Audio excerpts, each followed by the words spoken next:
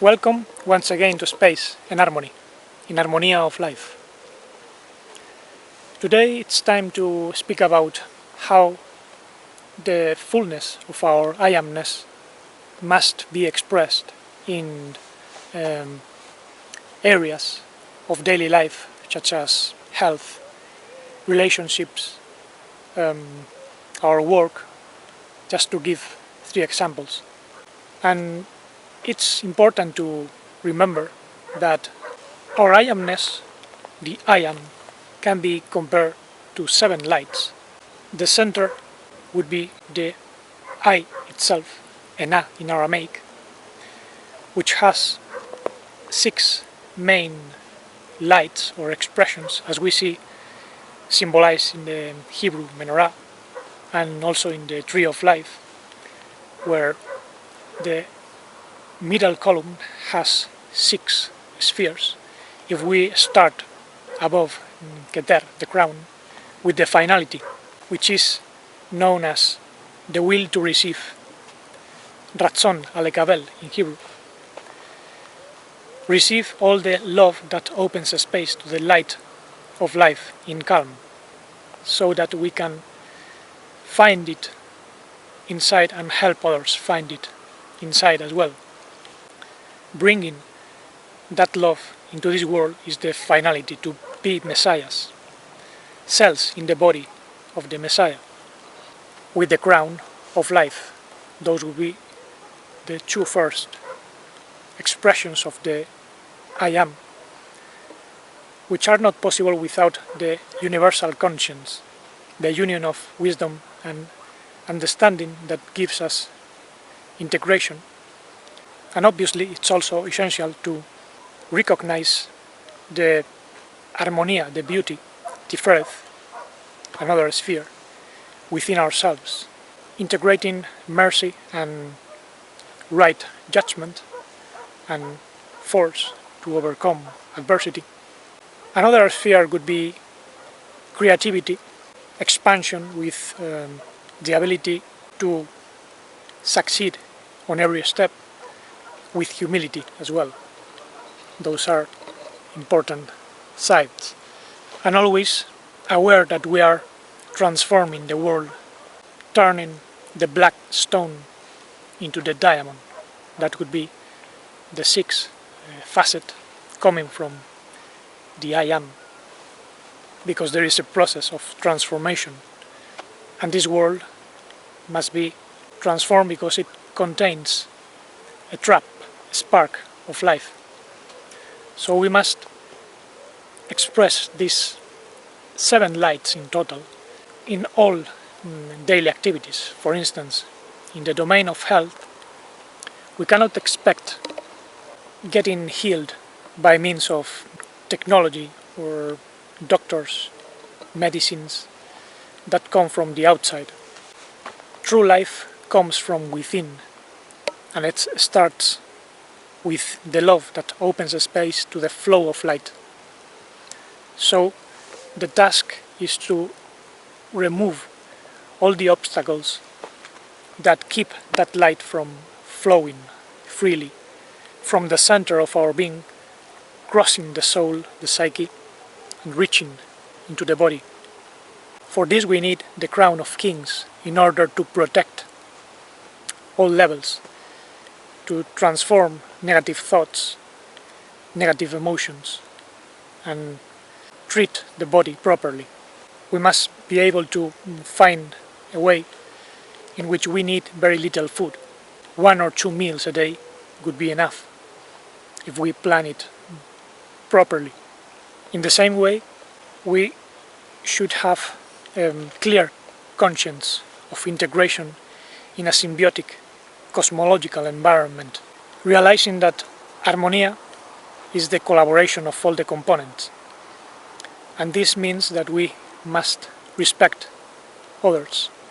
Actually, in the book of Job, chapter 28, versicle 28, we read that the beginning of wisdom is the reverential respect to the divine verb, which is the love that opens a space, to the light of life in calm. And stepping aside from the deficient is understanding. This was translated in moral religious terms as the beginning of wisdom is the fear of the Lord, and understanding is stepping aside from evil. But where there is love, there is no fear. There is no Lord above anyone. In the same way, seeing things as evil puts us in a negative state. Sometimes we see things as deficient and they are not necessarily evil. For instance, if we see a lack inside, if we don't recognize abundance inside, we will see everything as deficient. And we will try to fill voids with food, superficial relationships, medicines. The view conditions our thoughts, and our thoughts conditions our emotions condition the body as well. It's impossible to find healing if there is not harmonia from a clear vision, with a clear thought and a clear language, like the one we find in nature. Therefore, it doesn't make sense to say that we are sick. We are not sick. We have a body in which there are states of sickness. But in essence, we are love, light, and life.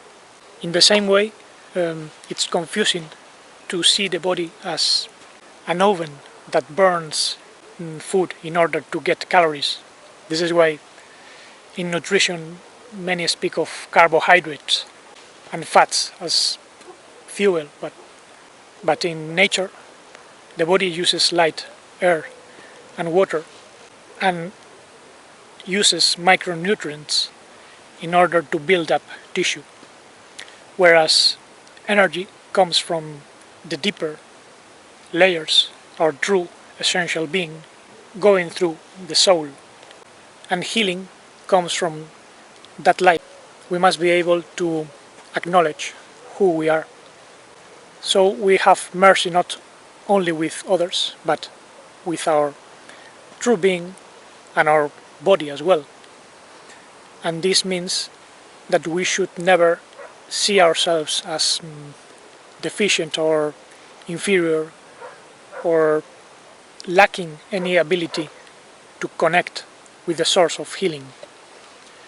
Otherwise we practice self-compassion, self-pity, and end up considering ourselves as victims, all of which lowers the capacity of the body to heal, lowers our defenses, and leads us to sickness. We need true discernment and true force, harmonizing with mercy. And we must also realize that a process of healing is also creative, because life has her own ways of manifesting connections and rectifying all the lacks that we may have. And we need big doses of humility, letting life work through us, allowing light going deeper and deeper in our body, and become aware of success from moment to moment. We begin to be healed as soon as we establish the connection. We don't get healed in a point in the future. We begin to be whole and be healed because we are that wholeness. As for the area of our work, we must consider that we all have a divine mission to fulfill that has been prepared from divine spheres before coming here. The works we must develop have already been prepared beforehand. This was even expressed in a scripture, and it wouldn't make sense to perform a task of rescuing life and at the same time working in a deceptive way, selling drugs or feeding the system in any other way. We can't be in the system without being part of it, rather transform it. Again, assume our crown of life. We should not be sweeping the streets or working in tasks that do not express our fullness. We must work with all our mind, heart and body in order to manifest the kings of life that we are called to be. Always aware that we are integrated in a symbiotic cosmos, and when we perform a task at the right time with the right light, then we find the proper response. There is a moment for everything. There comes a point of marrying the inner being so we can establish relationships with others in a creative way, as we will see. And this symbiotic work cannot be possible without recognizing again who we really are. If we feel sad with what we do, then there is no point in doing it. But being comes first, not doing. We are not happy because of what we do, but because of what we are. This is an ontological dimension. It has nothing to do with thoughts, emotions. Self-esteem is not enough. The psychological dimension is important, but we are more than our thoughts, our emotions and our actions. We are beings of light expressing ourselves through a body. And as beings of light, we are creative, original. Each one has an original way of expressing the truth. We don't have to copy others or be exactly like others. We might find inspiration in others, but each one must manifest an individual way of creativity with humility and overcoming mechanicalness, the rigid system in which we are. And finally, whatever we do is in order to transform this world. That would be the sphere of Malkut, the kingdom, transforming the rock into a diamond. As for the area of relationships, we must first become aware of who we are in the divine family. There is a great being. In him we move and have our being. We read in Acts 17. And each area is like an organ with cells and different functions. So each divine family has different tasks to perform, but we must be able to receive and establish that connection first. This leads us to marry ourselves first, which is actually the theme of the following month. In Pentecost we establish marriage. This is why they speak of the double flame, which is the flame of our being expressed in double ways. Even dimensions of one soul can be expressed in several people. This has to do with the communion of souls, the relation of sister souls, as expressed in the teaching of light. We will see that in later episodes. And it's important, again, to have our crown. In Proverbs 12, for instance, we read that the virtuous woman is the crown of her husband, whereas the shameless woman is the rottenness of his bones. This means that a man must connect with his own virtue in order to deserve marrying the woman that is meant for him, and vice versa.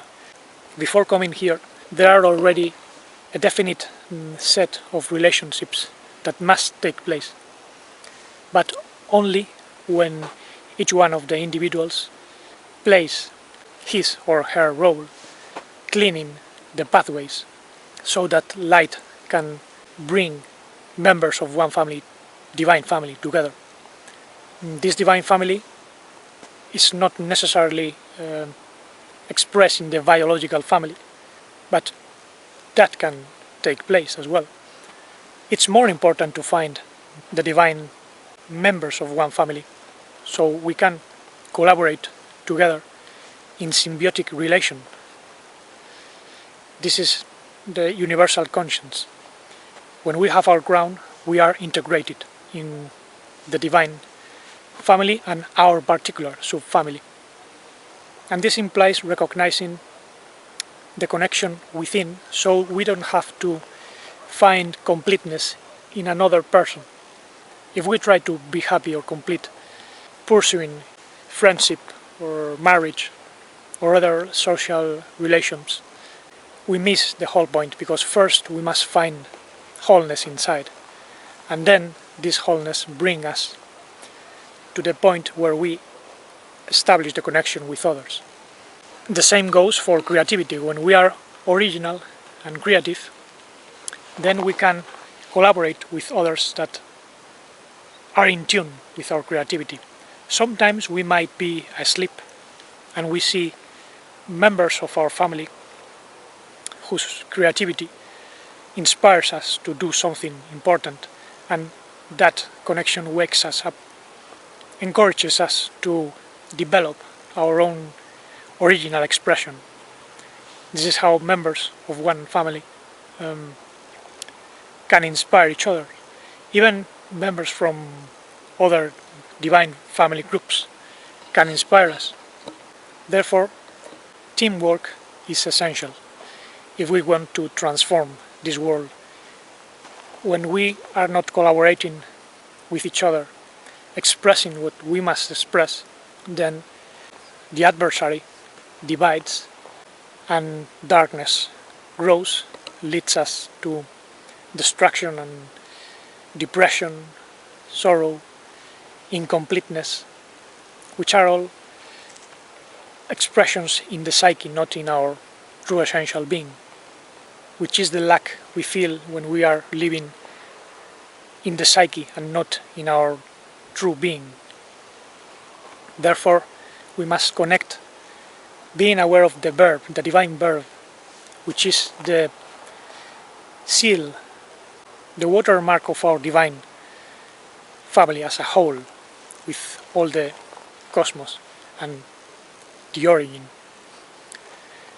This divine verb is, I'll never get tired of repeating it, the unconditional love that opens a space to the light of life in calm.